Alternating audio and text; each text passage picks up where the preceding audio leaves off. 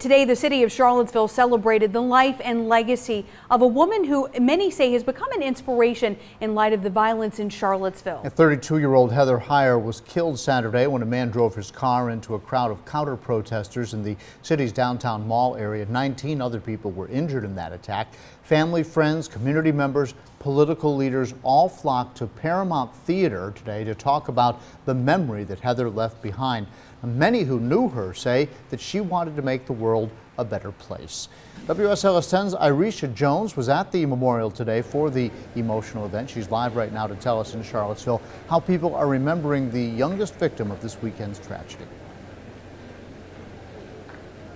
Well, John and Lindsay, many of the people that we saw here today were crying, holding hands, and hugging each other. Now, there were several people who wanted to be inside the memorial service here at the Paramount Theater, but they ran out of room. Now, another location was set up off-site for those who still wanted to be a part of the service.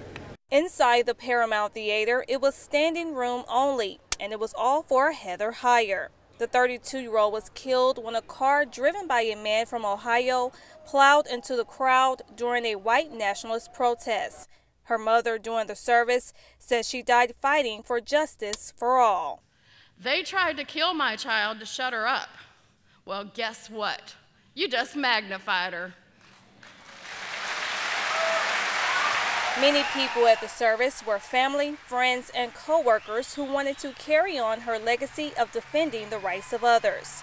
Those closest to her described what she was like as a person. That same drive, that same passion, that same desire for justice, I think we saw it all through her life. She wanted respect for everybody. In our family, all lives matter. I came here today and I was overwhelmed. I was overwhelmed at the rainbow of colors in this room. That's how Heather was. Your courage. You never had a problem having the conversation or saying what needed to be said. There was a long line of people waiting to get inside the service. Many of those did not know Heather Heyer. I think everyone who's here today is sort of feeling in that same spirit of just wanting to heal and be together and be present.